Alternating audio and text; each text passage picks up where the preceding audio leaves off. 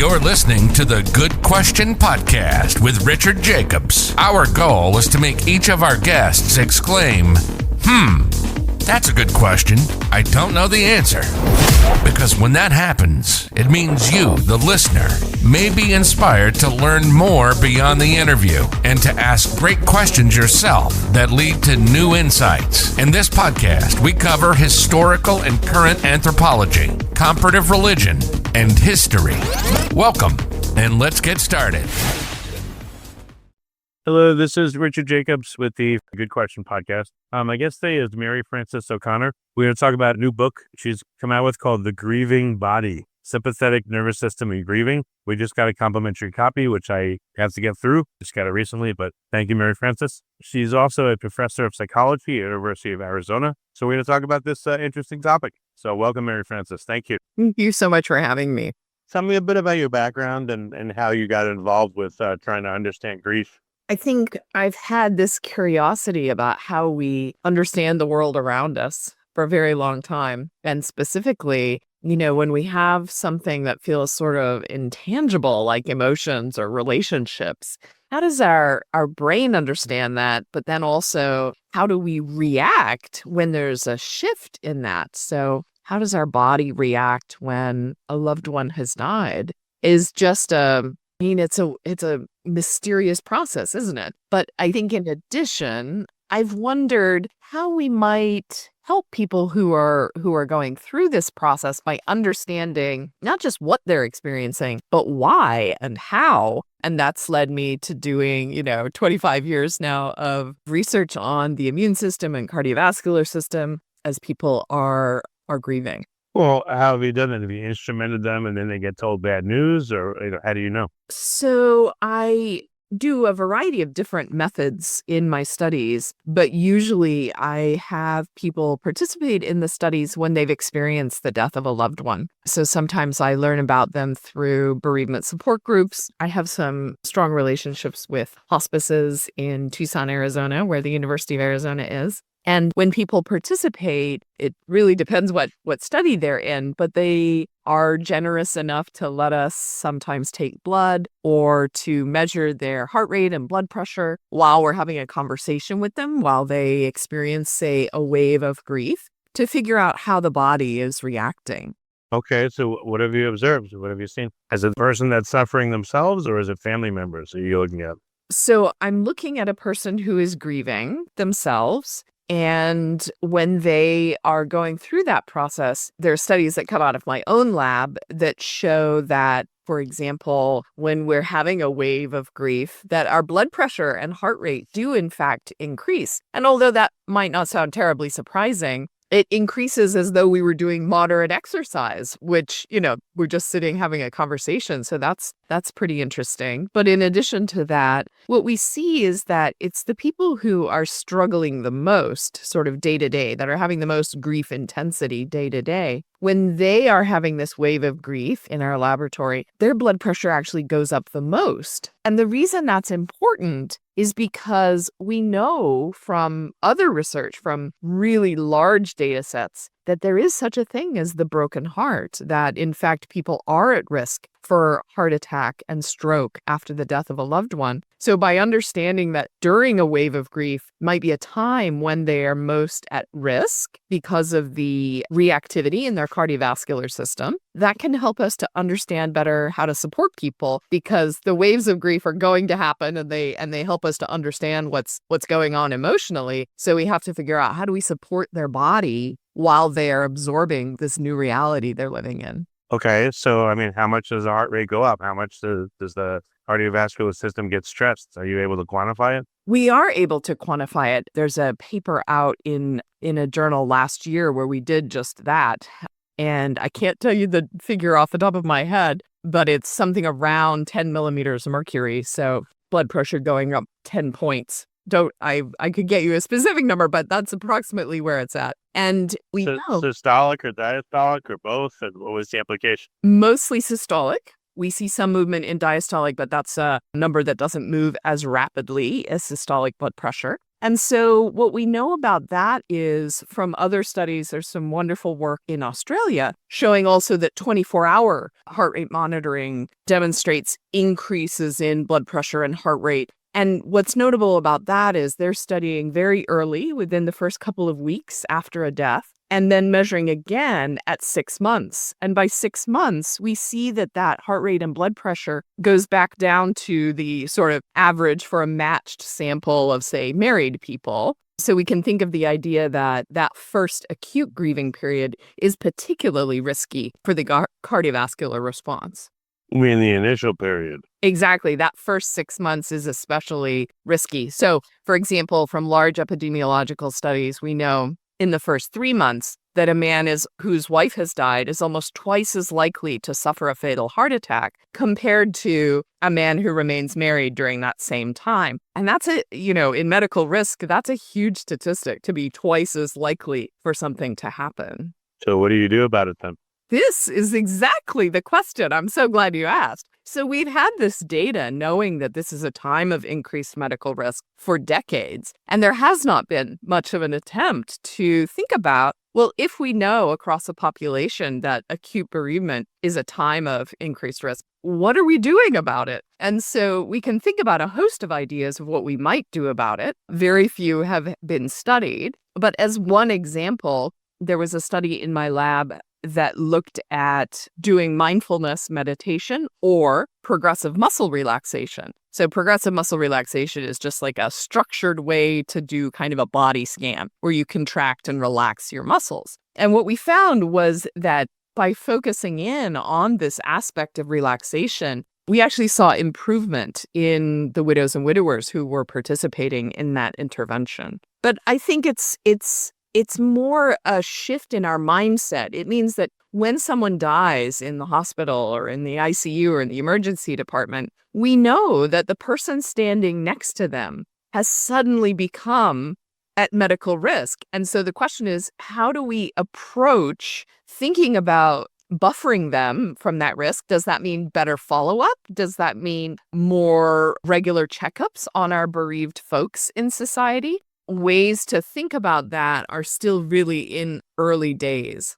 So no one has an idea of what to do or what kind of interventions work and what does work mean? How does that help? That's exactly right. Those are the scientific questions we need to be asking. Not just, is this happening? But given we know that it's happening, what is the evidence base for what will work now? We don't have that evidence yet. Who's doing a study? Anybody or not? Yes, there are people doing studies, not very many. There was a study in Australia that looked at acute bereavement, and it was a very small study, but it looked at the idea of giving an aspirin, giving a beta blocker just during that initial risky period to try and, mitigate the risk. And of course, they found their cardiovascular health improved during that time. But it was a very small study. It would be important to replicate that in a much larger sample if that was something we wanted to, roll out more widely. What's your role in all this? What's your goal? How do you help to intervene and help people? So continuing to do studies that look at the mechanisms of what is happening. One mechanism that I think hasn't been talked about nearly enough, but we have some studies that examine this, is that it may be the fact that multiple losses especially multiple losses close in time, create a particular kind of stress for the body. So there's a study out of Emory University that was a large longitudinal study, and it found that when you had Black women who had experienced 3 or more losses, that they actually showed greater thickness in their arteries than either those who showed less than 3 losses during this time or compared to white women. And so we have this situation where the context in which loss happens matters as well. When loss is one of many stresses that we're experiencing, that can start to accumulate in the body, something we call the weathering hypothesis. And we saw this a lot during COVID, where people actually had multiple deaths in a fairly short period of time, making greater medical burden for them. Okay, so it makes sense, right? If you have more trauma, then you'll be more traumatized. But what are some of the suggestions on how to help people besides just giving them a pill? What about Right. counseling? I mean, exercise? Like, what do you do for these people? So this is one of the reasons that we were so interested in that mindfulness and muscle relaxation intervention, because we thought, what are some ways to approach this at multiple levels, right? And so what's unclear, many of the studies that are done on the physical outcomes in grieving are different from the studies that are looking at the psychological outcomes of grieving. So one of the things I like to do is bring these researchers together and try to do studies that include both. So we know that people also feel better emotionally when they're getting exercise, when they have other coping strategies for waves of grief, for understanding this new difficult world where their loved one is not missing, has died. And so while we know that psychologically that toolkit of strategies is useful, we don't really know yet what is the physical outcome of those types of interventions or changes people might make. Are you so you're thinking that a meta-analysis of the existing studies would help, or what would move this forward in terms of understanding and helping people? Unfortunately, we have too few studies yet to do something like a meta-analysis. So I think right now what we're hoping for is larger studies where we're focused in on some of these mechanisms. So a longitudinal study that looks at both the physical functioning of the grieving person across many months and the emotional health of the person across many months. By being able to bring those pieces of data together in a large longitudinal data set, we would get a much better causal picture. Does our physical health improve first and then our emotional health improves?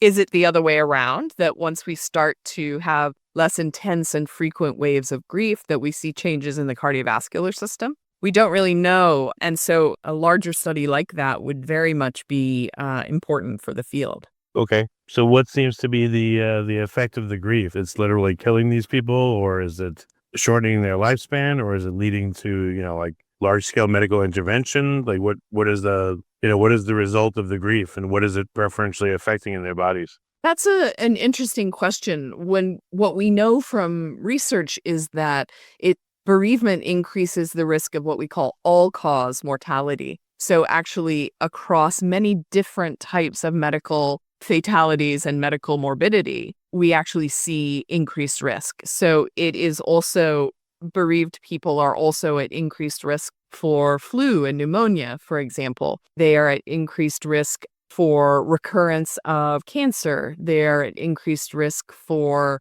in some studies, for autoimmune disorders. So when I started thinking about that as a researcher, I thought, well, how could this be? How could it be that something like this is affecting all of these different organ systems? And so I became very interested in the impact on our stress hormones and immune system. Because, of course, hormones and inflammation in the immune system affect all of the organs, right? They're going to exacerbate any pre-existing weaknesses that might exist in the body. And in fact, research from my lab and now research from other labs on even larger samples has found that inflammation is increased in bereaved people on average. And so the idea that inflammation is important in heart health, but of course it's important in many, many illnesses, made a little more sense, that if that's one pathway through which this stress is getting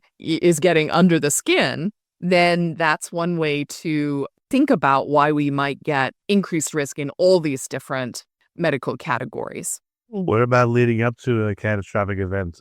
Is there much study there, or the stress doesn't just magically start when they pass away, I would think? That's absolutely right. So we know that caregiving in and of itself is very physically taxing for caregivers. And we do see that in changes in the immune system and changes in stress hormones. We see that the stresses are a little bit different from each other, obviously. Caregiving, there's a large demand on time and resources. And part of what is a challenge is transitioning from living a life as a caregiver where there's a lot to do, there's a lot to manage, but you're really providing meaningful care day to day, to a moment suddenly where you have just as much care to offer, but your loved one is no longer alive. So there's a complete shift in just your daily activities. Everything about your day-to-day life has shifted when you're not then caring for a person. And frequently, caregivers' social circles have shrunk quite a bit because they didn't have as much time to put into friendships and relationships. And we know that social support is so important in bereavement. So this is a moment where now suddenly your social circle has shrunk and you're in a situation where social support is really important. So this shift from being a caregiver to being a bereaved person can be very challenging for people. I mean, is there anything in the medical system there to help people at this point? Or is it just, do whatever you can on your own, go find counseling, your luck? Right.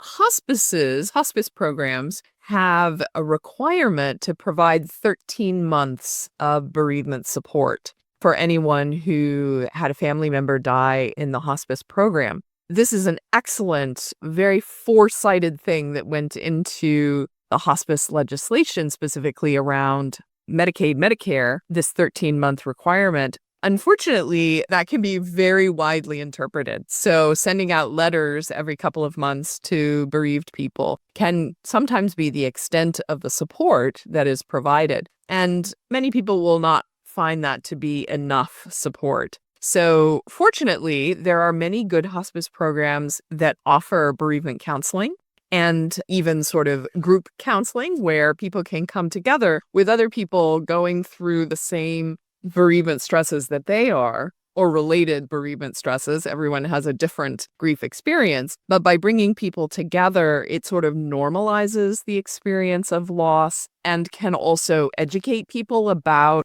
what do we typically expect during grieving and how to reach out for support and some of the strategies that bereaved people are using to navigate those waves of grief is something that gets shared then across people. So many people find bereavement support groups to be useful. Not everyone responds to them. Not everyone really likes that type of support, but they are effective for many people. Well, what makes those groups work or not? Do you have to have the same type of bereavement, like for the same cause, like cancer, or the same relationship, meaning, people that have lost a parent versus lost a spouse? Like, what seems to work to have enough familiarity between the group members that they help each other more? That is a great question. Anecdotally, we often try to put people in bereavement support groups who do have similarities, either the type of loss or the type of relationship, right? So loss of a parent versus loss of a child, those look kind of different in people's lived experience. But what we know from research, at least, the research that has been done, is there are a couple of characteristics that increase the likelihood of good outcomes for participants. And those include having what's called a closed group, meaning some support groups, grief support groups, are what we call drop-in groups, where it's a different group of people week to week. So you're not necessarily seeing the same people over time. With a closed group, and another characteristic that seems to be helpful is a time-limited group. So, for example, you might say, we're going to do a 6-week group and sign up here. It'll be, the same 10 people or however many for that 6 weeks. So you sort of build relationships. You come to understand each other's experience and build trust, I think, within the group. And then having the group led by someone who has some training. Now, that doesn't mean a psychologist, but someone who has some training in grief education specifically. So that could be a pastor, that could be a nurse, that could be a social worker, chaplain. The sort of title doesn't matter. But what does seem to matter is that they have some training when they're facilitating these time-limited closed groups. So what in grief training, what does that do for people? What do they learn, and how does it help them to help other people? Unfortunately, in many of our helping professions, there is not grief training. So I'm trained as a clinical psychologist, and there was actually no training about what grief would look like. What is the typical course that we expect? What are the mechanisms that maintain grief versus those that seem to help people navigate this experience? So that is also true. Most social workers or psychiatrists and general practitioner doctors very rarely get any education at all or get, a brief lecture or part of a lecture. So I think this is something we're recognizing is problematic. There is a scientific literature on grieving, and providing, evidence-based support. So my hope is that as that research grows, as programs like this sort of disseminate the fact that there's a growing field of grief research, that training will improve in those areas for those types of clinicians. Hopefully it won't be like the beatings will continue until morale improves. Let's hope not. It just doesn't, I don't know, it's just odd that how can people that deal with this every day have no tools to help people in the mainstream? It just doesn't make sense. I agree. All right, what were you working to accomplish with your book, and what did you shine a spotlight on all of this, or was there some other reason? This was definitely my experience that even though I day to day am doing and am reading all sorts of studies about grief and grieving, I recognized that the message wasn't getting out. No one really understood that grief research was being done. And although I can, cite statistics for you and so forth, that people didn't know how to get a hold of that information that might help them to manage their own situation differently, that might help them to work with clients differently. And so it really was a desire to put what I know into the hands of people who could really use it. And hopefully the book, also by using many stories and some personal experiences, allows people to understand why this information would matter, right? So it's one thing to have a bunch of facts. It's very different to understand, if people knew that, then this outcome might look different, or this person might make different decisions or choices. So really hoping to, get the book into the hands of grieving people so they can learn at least what we know scientifically, sort of on average in studies, to help them make decisions in their own life. So what's, is anyone coming up with kind of a comprehensive program for people, or how is this going to evolve and look over time? There are some programs that exist. So one of the most long-standing programs is at Columbia University. And if people are interested, you could Google prolonged grief and Columbia University, and it would pop up.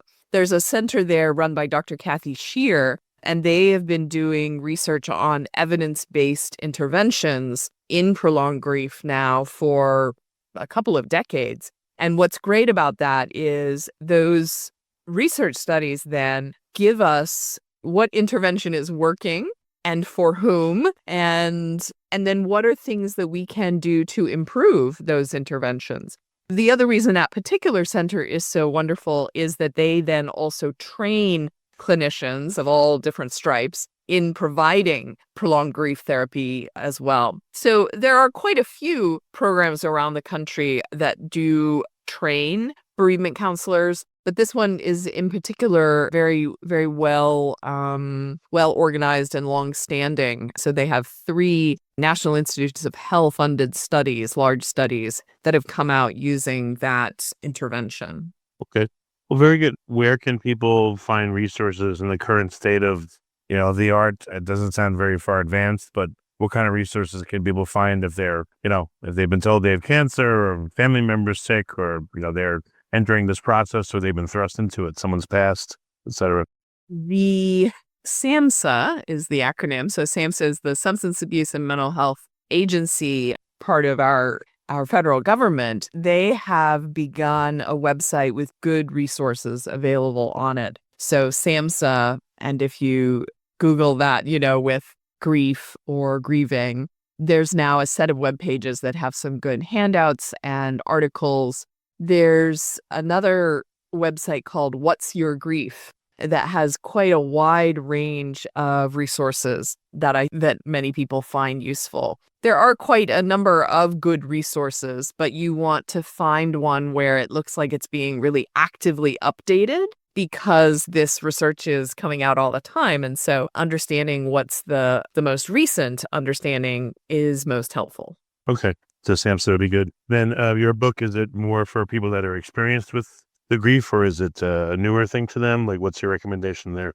Both of the books, I think, resonate with people in different moments. It isn't necessarily, I don't imagine it's the first book I would necessarily read right after I've had a loss, but other people have told me that they did read it then and that it was very useful to them. So I think the thing with reading books about grieving, there's such a wide range of them. I think getting, friends who have had loss tell me I have a stack of books and I'll open one and read for a little while and I think I'm going to throw it across the room. And then the next book I open actually makes a lot of sense to me. But then 6 months later, I go back to that first book and I realize, gosh, this makes sense to me now. So I think it's really about finding what resonates for the person as they go through the process. Okay. Maybe a guide in the beginning of the book or something, on where you're at. But all right. Well, very good. Yeah. Thank you, Mary Frances, for coming and for explaining all this. And seems like it's an area that needs a ton of work and it would be very helpful to people. So I hope that, researchers really get on it and come up with some efficacious stuff. Great. Rich, thank you so much for bringing this to people. No problem. Thank you for listening to the Good Question Podcast. Please email support@thegoodquestionpodcast.com if you have any referrals to great guests for us to interview. Visit thegoodquestionpodcast.com to hear more interviews. And please help us spread the word by rating and reviewing us on Apple Podcasts, iTunes, Spotify, YouTube, or wherever you listen to this podcast.